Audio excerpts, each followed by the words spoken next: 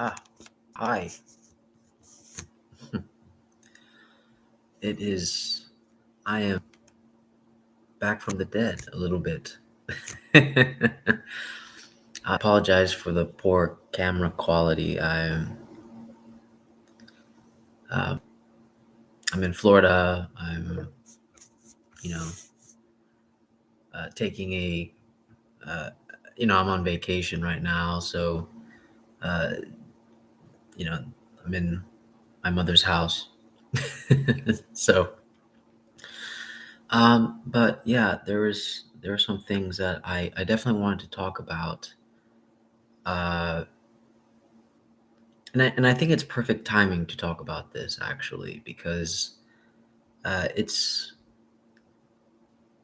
it's been troubling me, and it becomes more apparent uh, the further we get into Christmas. Christmas is tomorrow, and New Year's, and so on. And what begins to trouble me is lack. But I started thinking about this more yesterday, and this notion of lack. Uh, I thought about this. I thought lack as a philosophical concept. I'm not. I'm not necessarily troubled by that concept. Um, I used to have a lot of uh, sort of troubles with that concept, but I think the concept that is more troubling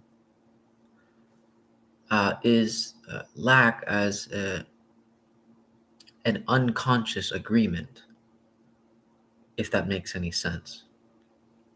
Lack as an unconscious agreement, and the more that I thought about this lack as an unconscious agreement, this is what I guess disturbed me more uh, as I began to think about it, because again, lack as a philosophical concept, it's something that it doesn't. Uh, we can debate it, we can whatever. Uh, it goes so far as such, but lack as a sort of unconscious agreement, that is where it gets really troubling for me. And the reason why it gets troubling for me is because even though I'm sorry if you guys hear the air conditioner going, uh, even though the you, we- some could argue that lack is a philosophical concept anyways. Why are you sort of shoving lack into now a certain container of unconscious agreement, and so on? Well, the reason why I do that is because uh, at least consciously, when we talk about lack as a philosophical concept, we acknowledge lack, you could say. Um, but what gets really disturbing again is that when lack is not acknowledged but sort of runs amok. I rarely use that word. I'm saying it wrong. When lack is just sort of running wild unconsciously, um, I have I'm concerned because, well, and it's very apparent in the holidays, and I'll tell you why. Some comments that I hear very often, right? For example, um, uh, you never for just to give you some very natural if you're visiting your family or your friends, or you know oh, I never spend time with you anymore, or wow, this is the longest time, it's been such a long time since I've seen you, um, and stuff like that. I wish you would spend more time with us, like this, like today, stuff like that. Some of those comments have been said to me, and then some of those comments have been said to people that I've been around with. Uh, Again, uh, this already is a intruding unconscious agreement of lack, right? The moment someone says, um, "I wish you would spend more time with me," uh, this already is the unconscious agreement of lack. You are already agreeing to lack. You are already agreeing to the existence of lack. You already are. But the thing is, of course, it's not addressed consciously. It's only addressed uh, through a secondary problem, like you're not spending time with me, or you don't spend enough time with me. Um, but what's even more what's worse than that is when it when the unconscious agreement of lack becomes actually an obligation. Like, for example, my mother said something along the lines of, uh, she said, "You need to see your father," right? It no longer becomes you should see, like it no longer becomes like a sort of suggestion. It becomes almost like a sort of demand and a obligation, right? That I should see my father because I haven't seen him in a long time, right? Or haven't seen him in a while. Which, to be honest, I mean, in my opinion, it's only been 2 years, but who's counting? um, and but what a anyways, I'm just using that as an example to tell you that when we take the unconscious agreement of lack, the the part that gets worse is when it becomes an obligation. And I think Freud obviously identified these things because, I mean, it becomes most apparent in family matters, right? In family matters, lack becomes most apparent, right? When you in the holidays is the best example that we could give, um, because this yeah, we have to visit, right? We have to see, we have to gather around. It's an obligation, right? All in tradition, the concept of tradition is also very ruling, as well. But uh, there was one comment said to me, uh, when lack when the unconscious agreement of lack transforms into obligation, transforms into uh, can transform into hatred, into anger.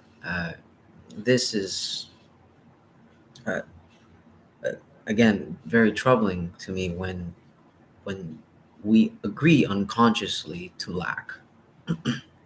And I think this is what I liked about. I think this is what, if I were to kind of do a reinterpretation of Freud for myself, in a way, I would say that Freud identified uh, unconscious as lack, right? The unconscious agreement of lack. And you can see this in dreams. When he came up with his theory of dreams, the unconscious agreement of lack is the proof of this. When he came up with his theory of dreams, I feel like that is his theory would back that up 100%. Uh, that when we are dreaming and we have this sort of wish, uh, this wish, in my opinion, is what roots from the unconscious agreement of lack. Uh, that we automatically unconsciously agree to lack itself, And so Freud's theory has more power because Freud's theory has so much power because of that, in my opinion. So if I were to reinterpret and sort of revision Freud again, I would say Freud was not a great interpreter of dreams, but a great interpreter of lack. Um, I think Freud was a wonderful interpreter of lack, um, because even though when I read Anti-Oedipus, they have they have their disagreements. Deleuze and Guattari have their disagreements about the unconscious and so on. Um, Freud, I, they. So what I like about Anti-Oedipus, for those that you don't know or do know, Deleuze and Guattari, Anti-Oedipus is basically attacking Freud's theory, but some of Freud's stuff. But what they're really attacking, in my opinion, is they're attacking a lot of it. Well, some of it. I'm not gonna say all of it. I take that back. Some of it they attack is lack itself, right? They don't like the so they're trying to say, like, there's a bigger problem. There's a bigger problem, and one of the impeding problems that we have is that we love talking about lack. We just love it. We love it. It's primordial for us, right? And Deleuze and Guattari, they highly disagree with that, and they hate that. They hate that idea. They hate that we just agree so adamantly about lack itself. Uh, but what I've noticed in my own experiences is that, uh, again, I do find that Freud is a great interpreter of lack. Um, and, and so when you start addressing the family dynamics, um, lack rules. Lack completely rules in the family dynamics. And that is what actually kind of, I would say, Deleuze and Guattari kind of attack uh, in a very reverse way. Um, they do it by attacking Freud, but in my opinion, what needed to be attacked was not the Oedipus theory, but and they do address it a little bit. Actually, they talk about how the whole family dynamic, the whole family idea is just a very imperialist concept in general. It's a very imperialist concept. Am I am I saying that? Yeah, I'm saying that right, I think. Um,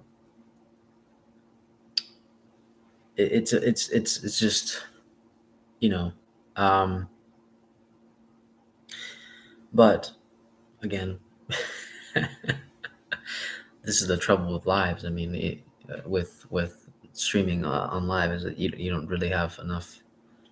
Uh, you didn't think about it everything through, so but you had an idea for a while, so you said, okay, I'm going to talk about it. So here I am talking about it, and I'm stumbling. But um, yeah, so the again, th- my problem is not. I feel like they attack too much the concept of lack as a philosophical concept, even though they do address some psychological parts. But um, I guess I'm very concerned about a very particular issue, which is the unconscious agreement of lack. I feel like we don't really talk about that often because we often like to um, entangle it with the philosophical notions of lack that we have or that we understand. And then of course we can easily run into a very chicken or egg argument where it's like, well, which one became prior, and so on. And I feel like that is actually I feel like that's just the wrong question to ask. honestly, because I don't really think that gets us anywhere. Um, Unless you can do some kind of Heidegger thing where you would say that, I don't know, when Heidegger wrote that wonderful essay on what is metaphysics, and he addresses that and he says that nothing is prior to negativity. um, if you can do something like that with what I am bringing up, then sure, maybe it is a fine question to ask what's prior. But again, it's I mean, for me, I just I don't see it. I don't see the move there for that. Um, so again, and of course, it can always be argued, right? It can always be argued like, well, when you're talking about the unconscious agreement of lack, like, what is your interpretation of the philosophical notion of lack? Because you're already inserting some type of philosophical concept of lack, and so on and so on and so on. Of course, that argument can be made, and that's fine. Uh, what I am trying to say is that regardless of a um, regardless of my interpretation of such things, what I am trying to say is that um, experientially, like when we experience things, when I feel alone at night, or um, when I am eating at a restaurant by myself, or something like that, you could say that consciously I am aware that I am alone, but unconsciously I am agreeing to lack. However I interpret that, but I feel like, really, if I were to talk about this in any way with someone, and this is, I mean, philosophically, this is horrible of me to say, because we obviously have to talk it up, but we obviously have to talk about it. We have to say what is lack and everything like that. But um, the it's what I'm trying to say is that already there is an unconscious agreement of such a thing. The moment you acknowledge consciously that you are alone at night, or that you are um, just aware that you are by yourself, eating at a restaurant or at the movie theaters, or you're aware that you someone does no longer responds to you, no longer spends time with you, you already unconsciously agree to this idea, uh, to lack. You already unconsciously agree, and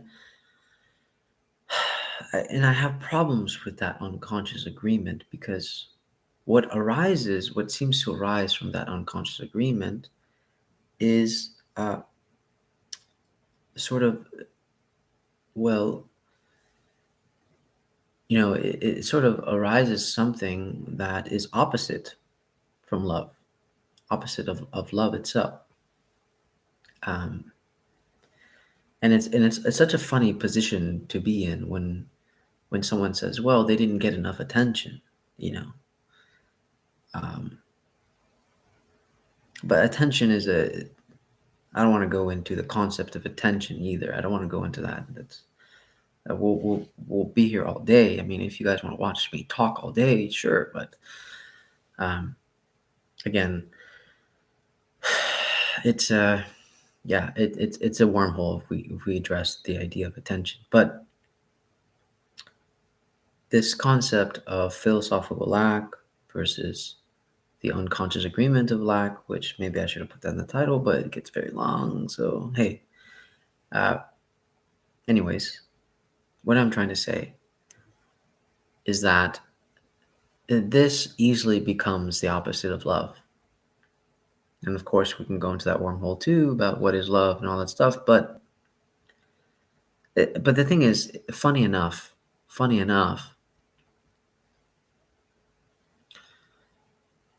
that I don't know. I just suddenly a strange uh, line came to my head, and I guess I have to say it. Um,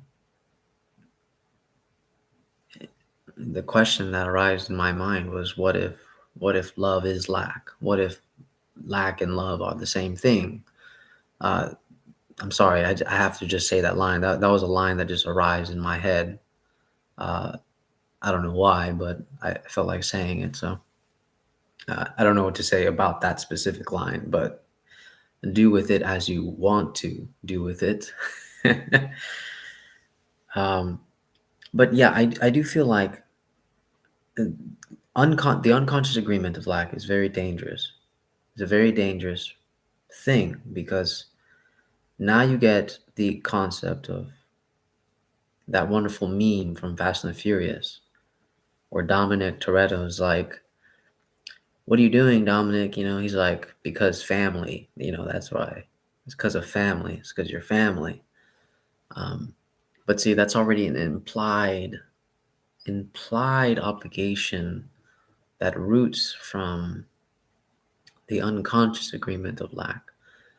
Um, it's because we're family. That's why you have to spend time with me. It's because we're family that you have to respond to me. It's because we're family that you have to do all these things because we're family. Because we're family. Um, it already takes precedence over that. Um, and it's interesting that that takes precedence. Yet, what we really want, what we really desire, is love. But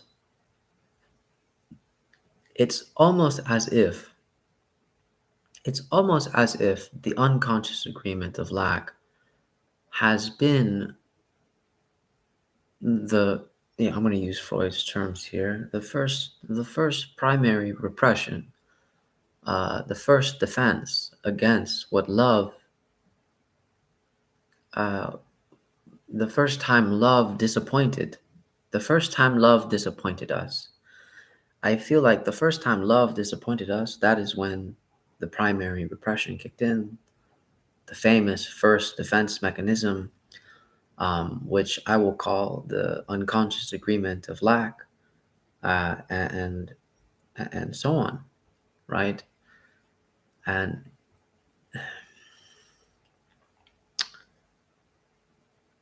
but I just kept thinking about this. And another thing is that I remember my sibling said something the other day, actually it was last night. Uh, he said, I don't. He said, why didn't you respond to me? I texted you. Why didn't you respond to me? And I thought about this comment for a while, and I really had nothing to say, if I'm being honest. And I still had nothing really to say. Um, and I could speculate about all the reasons maybe why I didn't respond, and sort of try to speculate unconsciously about why I didn't respond. But I also hate the demand that I had to respond.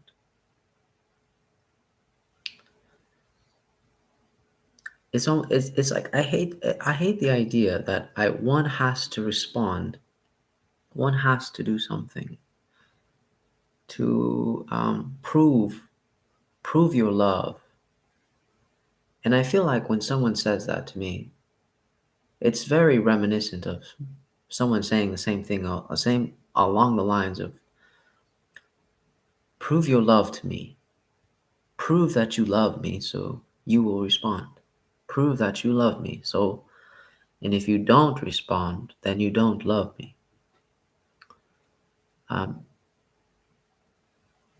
and that is the part that is concerning to me, honestly. If I'm being honest about that is the part that's concerning. It's this idea of proving one's love, one's friendship, one's anything, um, for a response or no response, and so on. I mean, I never understand those things. I mean, to be honest, I would say this: people that really know me, honestly, people that really know me, um, should know that I just have a habit of not responding and also completely disappearing. It's maybe it's who I am, maybe it's not, but I mean, all I know is that it's a habit and it's a tendency that I do. And I think people that but funny enough, there's people in my life that think they're good at that think they're good enough, that I won't do that to them. They think that because they feel like they hold a more special place, or a more dearer place than other people. Which, to be honest, I don't like that kind of thinking. When people start thinking that they have a more special place than others. Um, I'll be honest. I do treat a lot of people the same for the most part. I would say I'm pretty consistent on that. Um, this idea of not responding, I found that interesting. And again, the way it's approached, I could tell that my sibling was upset about this because, oh, obviously, but uh, I don't know. I just I thought about love again, and I kept thinking about the concept of love, and I thought, love love wouldn't love is not demanding in that way, or love. I don't think love demands a response. I think maybe if I could summarize this whole video, it's that love doesn't demand a response. Um, and right now I hear the birds. I hear the birds, and I just think about that every day there's a bird singing somewhere, and it doesn't demand my response. Uh, there's so many things around us, flowers that are blooming, and this is my poetic side coming out, but flowers that are blooming, and there's the wind, and so many things that are responding, um, that at the same time, it doesn't demand my response. I don't have to pick up a flower. I don't have to look at the sky. I don't have to walk um, out into the wind if I don't want to. Nothing as such, not always. It demand. It's interesting about that way. And sometimes I actually think about the idea that our unconscious agreement of lack and this idea of no response is really must be a tell sign about our fear for death. Because the fear of death is, and this is why I call Freud the great interpreter of lack, because he addressed this and with his idea of the death instinct and so on.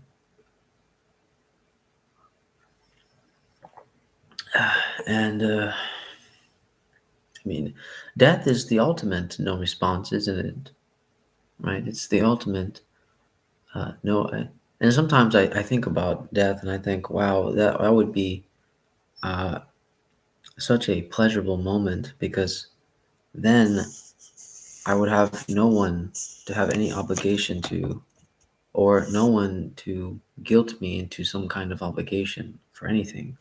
Uh, Nothing that will be said about I didn't respond, or I didn't, or I should have responded, or and it and if you feel like watching this, if you watch to the end, and you know, and you feel like, wow, I think he's a horrible human being.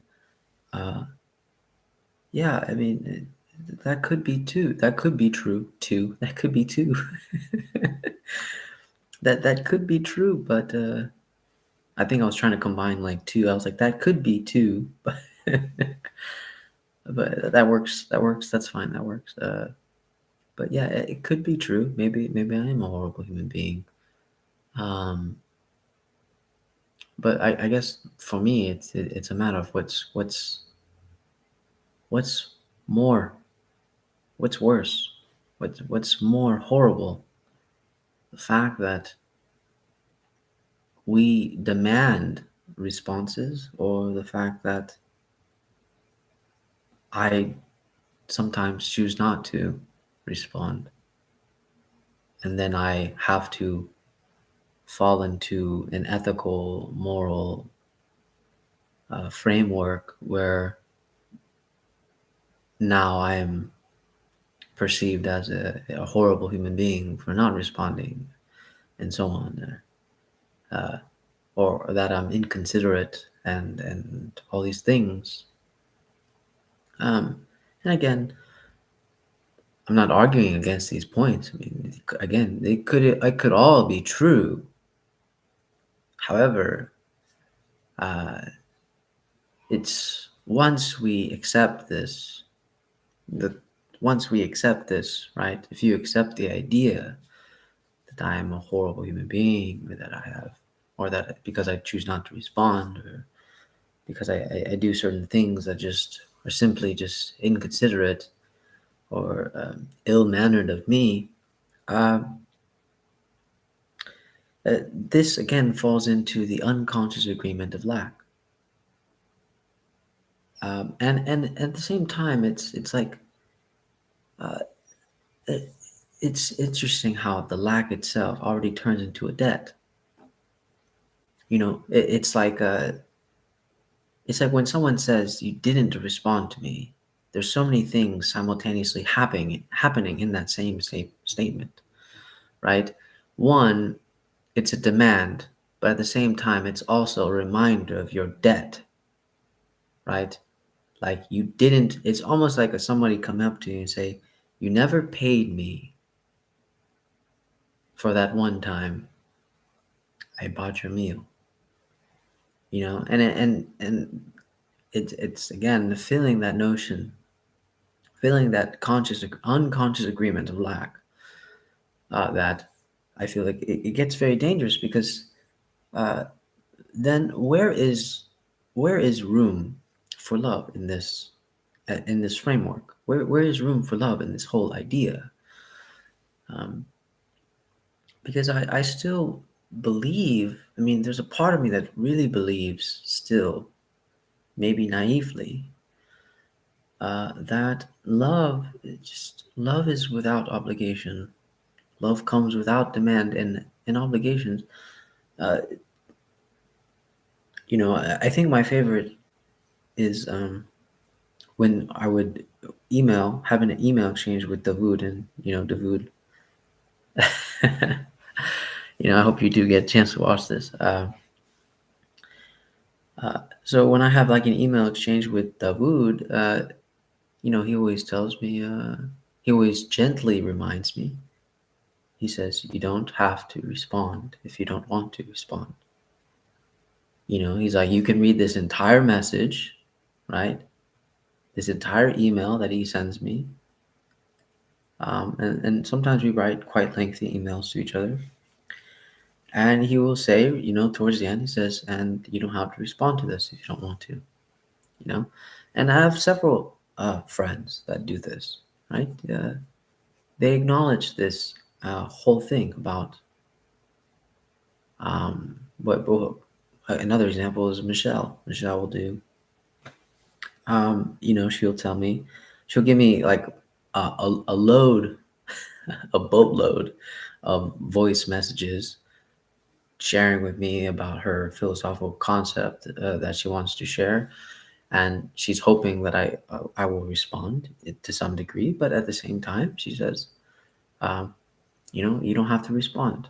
You don't have to respond. She always gently reminds me the same that I don't have to respond. For the most part, I do respond, but there's been times where she sent a legit like 10 rows, 12 rows of voice messages, um, telling me some very interesting things, and I just never responded. And she, she will, but again, she will always gently remind me that I don't have to respond if I don't want to. Um, but sometimes, you know, I think I've gone off the road. I've gone into a tangent here, and then there's Jesus. But yeah, I don't know. I just feel like there's no room for love in there. And I guess sometimes I think that unconsciously, or maybe not even unconsciously, I think there's a part of me that sort of just rebellious about that, where I do the opposite, where I say like, it's almost like I do the same thing but unconsciously, or I don't know. Where okay, well, let me tell you what I'm talking about, because I'm pretty sure I'm confusing some of you. What I'm saying that I do in the reverse is that it seems that maybe I'm acting out in terms of, by not responding, to uh, to test to test you, right? To test your love. It's almost like, well, if you do love me, you won't get upset about this. But that's really cruel, isn't it? But I can't quite disagree with that proposal that I just brought up. I mean, I start thinking maybe unconsciously I do that. Maybe for some people, maybe. But then I'm no different. But yeah, I just thought about that. No room for love, and this idea about demanding for responses. I mean, it's just so built, and it's so lack really manifests itself in the holidays. I mean, you see it in the Christmas movies and everywhere, and the idea of getting coal, right, and not a present, you know, and it's because you don't want to be naughty. Well, I would say, sometimes I would say, I think I'd rather have coal instead of uh, any debt of someone saying, "Why didn't you give me a gift?" Or, something of that sort.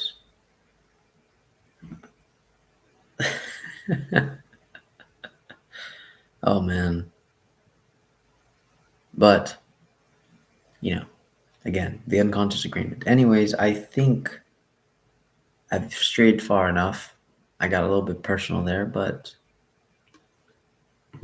I figured, hey, I haven't talked to you guys in a while, so, and I think I haven't made a video in about a week, so it's fine.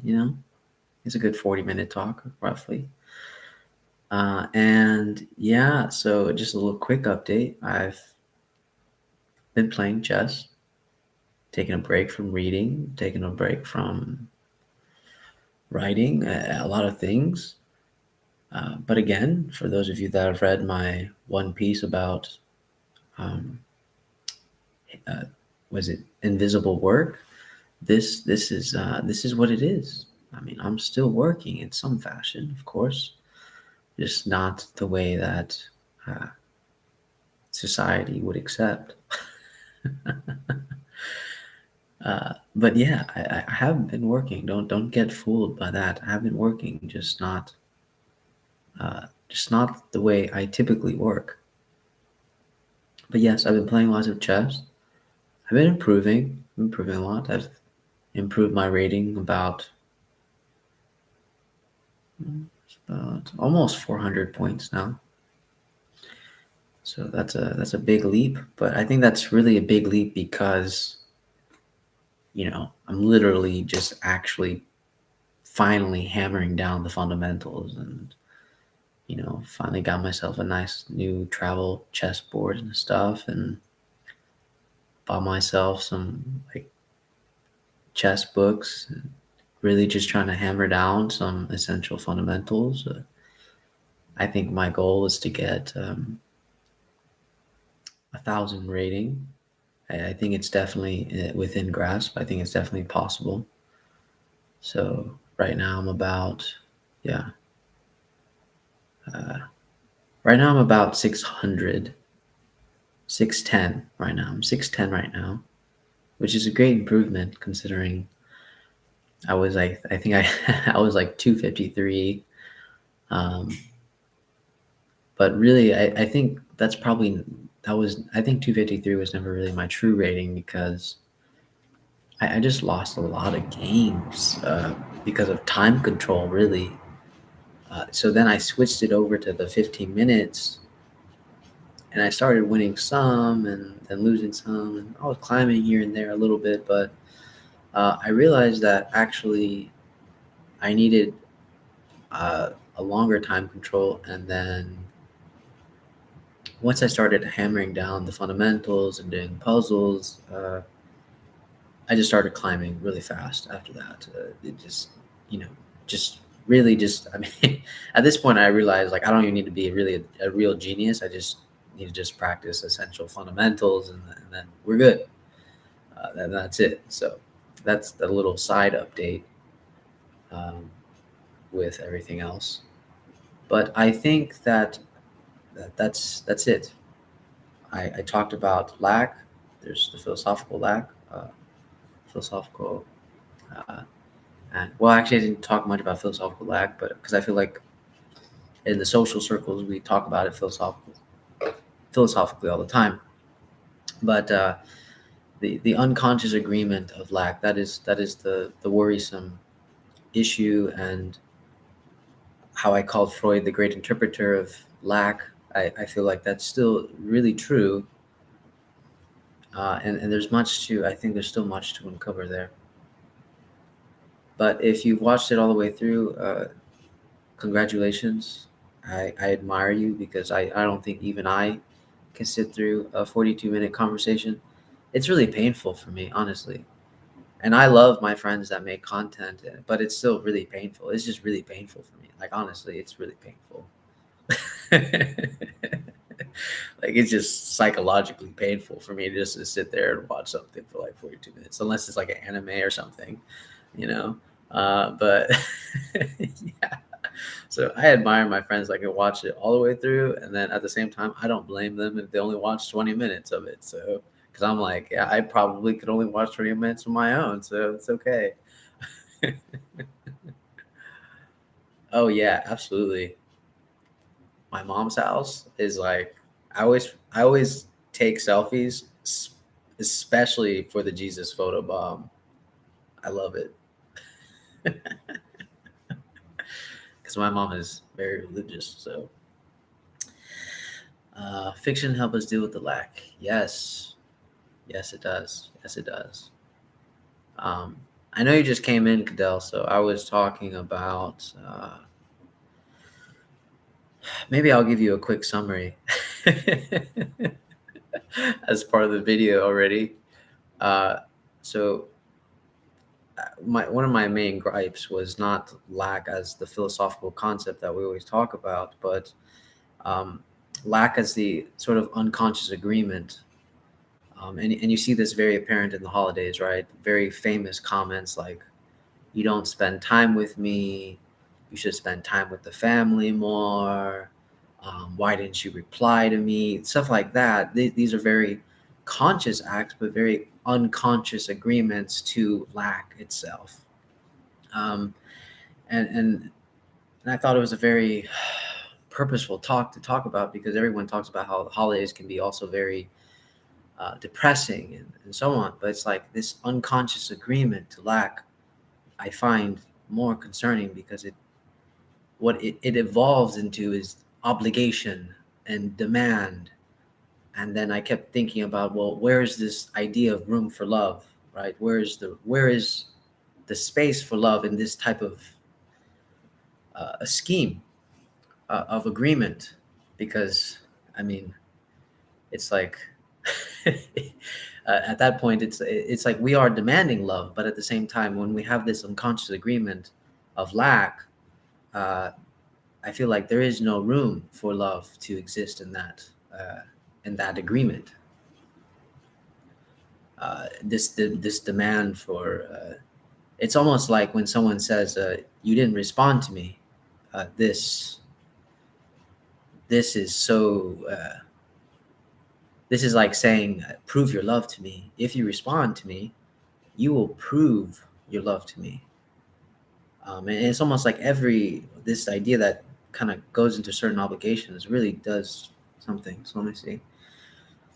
Social normativity presupposes certain obligations and demands to resolve unconscious lacks. Yes, yes, exactly. That is the concerning thing for me, that's why the whole thing of this video, I was like, I used to have problems with the lack as a philosophical concept, but it's like I don't even actually have problems with that. I have problems with lack as the unconscious lack when we agree unconsciously to the lack. That's when there's the problems, and that's where I said that I thought Freud was just a great interpreter of lack.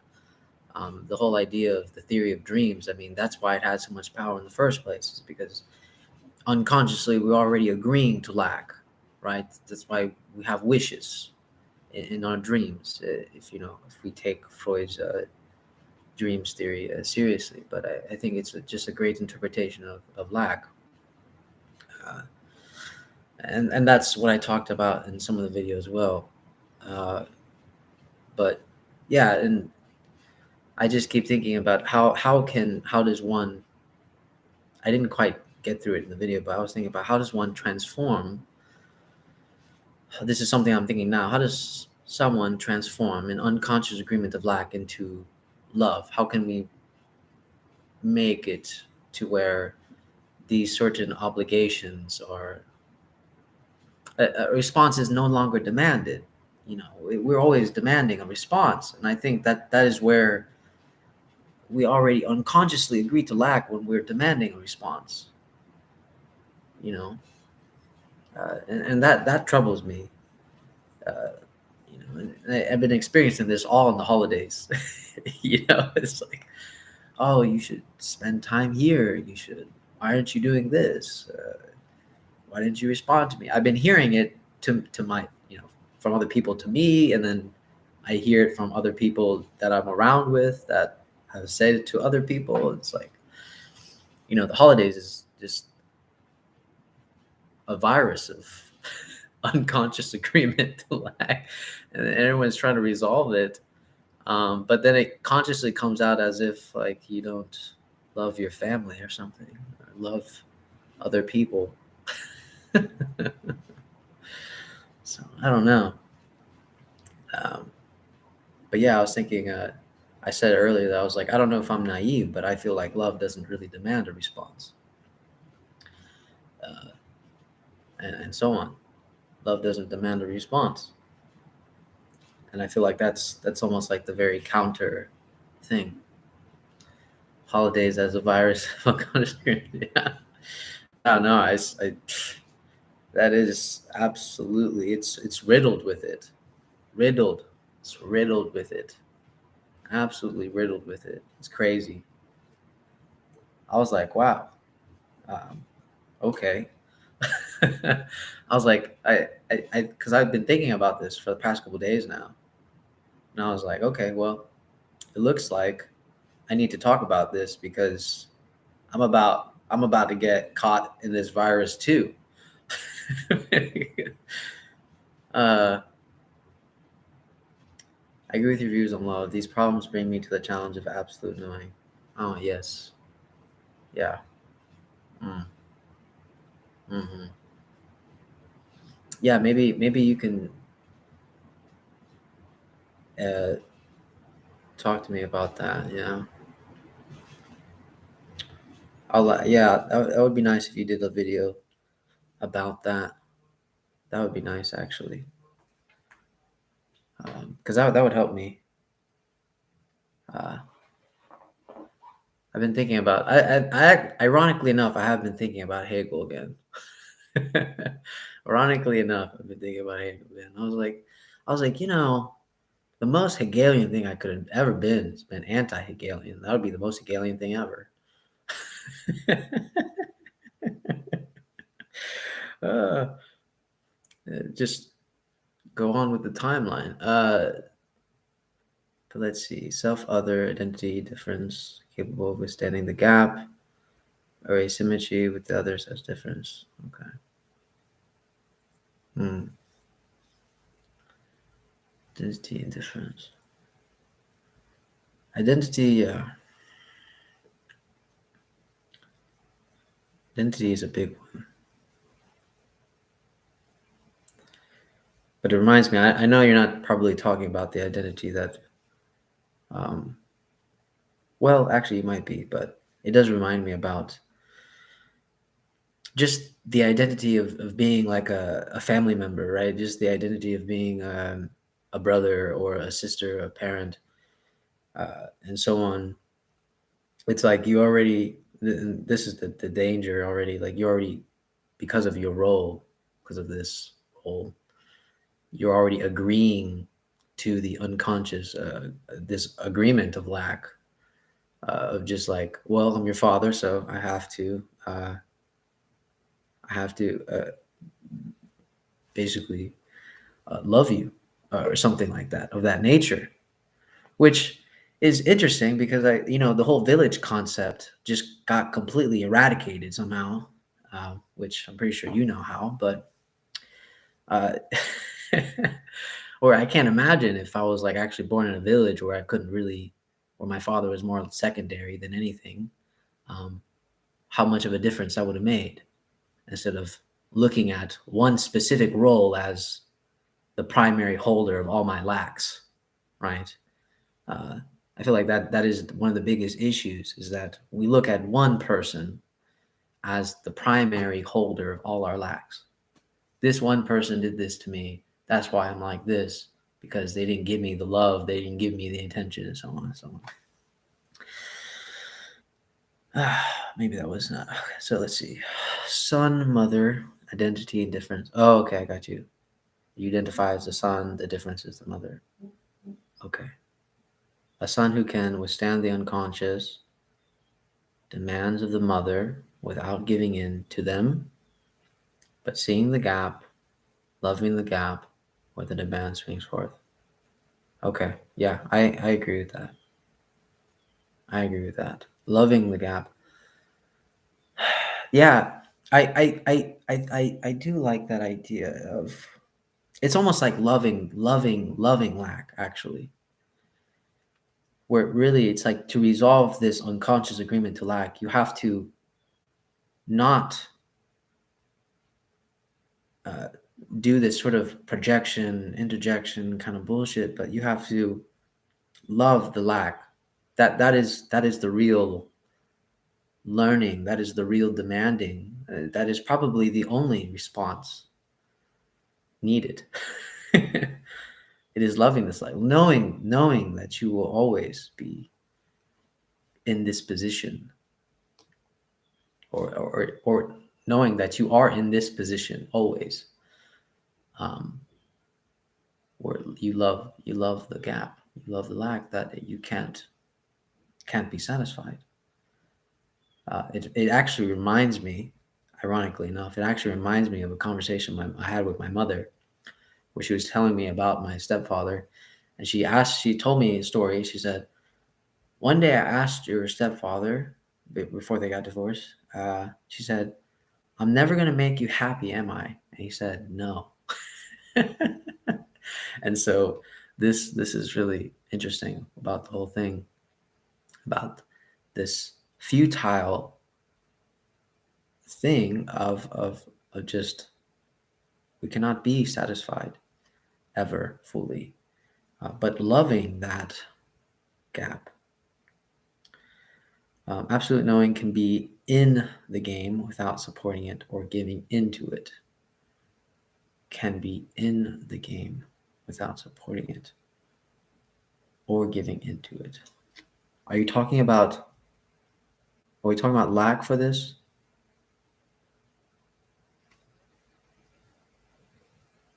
Absolute knowing can be in the game without supporting it or giving into it. I guess you're talking about the son mother thing, right? Can be in the game.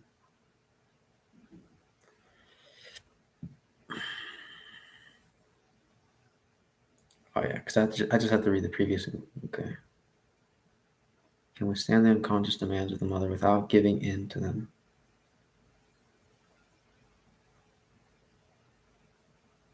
Yeah. Okay. Yeah. I was catching that. Yeah. I mean the unconscious demands and obligations. Okay. Yeah. I would probably need more explanation on how that's like a breakdown, how that's fully capable. But that's not on your part. That's mainly on my part of I don't really know that much about absolute knowing. I only know what I did know or what I knew, and I kind of forgot too. So there's that. Um, but anyways, yeah. So I didn't mean this to be that long. It's gonna be an hour already. Um, absolute knowing can see it is not necessarily perturbed by it. Can speak to where it is coming from. Okay, I got you. Oh, yeah, that's good. That's good. Okay, I like that. All right. Well, thanks, Fidel. Thanks for thanks for joining me, man. It's nice talking to you again. I think was I'll definitely be there for the I think you had it the 27th, right? That event, the 27th. Um, definitely be there. It'll be fun. Absolutely. And I will be drunk again. I've been drinking a lot this holiday. But anyways, I will talk to you later. Thanks for joining. All right. Take care, guys.